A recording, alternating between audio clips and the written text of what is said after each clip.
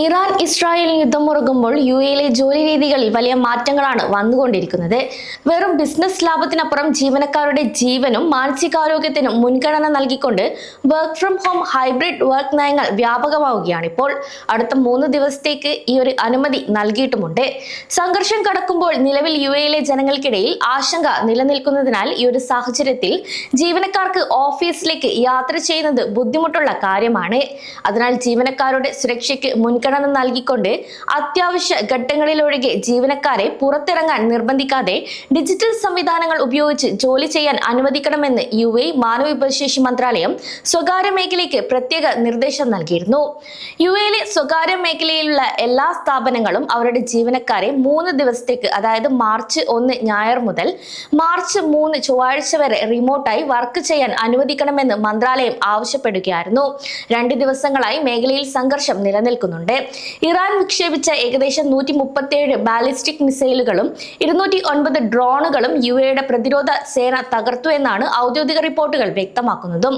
ഇതിൽ ചിലതിന്റെ അവശിഷ്ടങ്ങൾ വീണത് കാരണം ദുബായ് വിമാനത്താവളം, പാം ജുമൈറ തുടങ്ങിയ സ്ഥലങ്ങളിൽ ചെറിയ നാശനഷ്ടങ്ങൾ റിപ്പോർട്ട് ചെയ്തിട്ടുണ്ട്.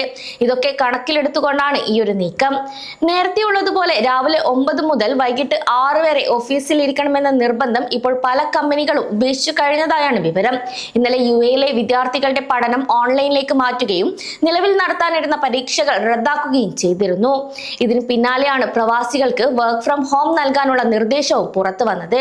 കൂടാതെ ഹൈബ്രിഡ് ജോലി രീതി എന്നത് നിലവിലെ സാഹചര്യത്തിന് പറ്റിയ ഏറ്റവും മികച്ച ഒരു രീതിയാണ്. കാരണം ഓഫീസിൽ ഇരിക്കണമെന്ന നിർബന്ധം ഇവിടെയില്ല. ആഴ്ചയിൽ ചില ദിവസങ്ങൾ ഓഫീസിലും ബാക്കി ദിവസങ്ങൾ വീട്ടിലിരുന്നും ജോലി ചെയ്യാനും ഇത് അനുമതി നൽകുന്നു.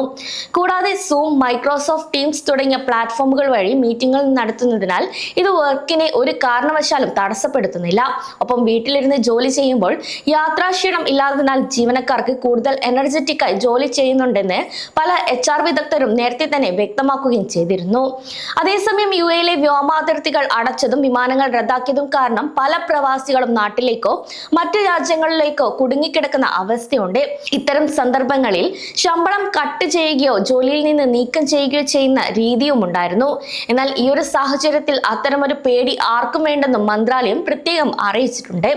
അതുപോലെ നിലവിലെ സാഹചര്യങ്ങൾ കാരണം ഇനി ജോലിയിൽ എത്താൻ സാധിച്ചില്ലെങ്കിലും ഇത് ജീവനക്കാരുടെ നിയന്ത്രണത്തിലല്ലാത്ത കാര്യമായതിനാൽ കമ്പനികൾ ശിക്ഷാ നടപടികൾ പൂർണ്ണമായും ഒഴിവാക്കുന്നു.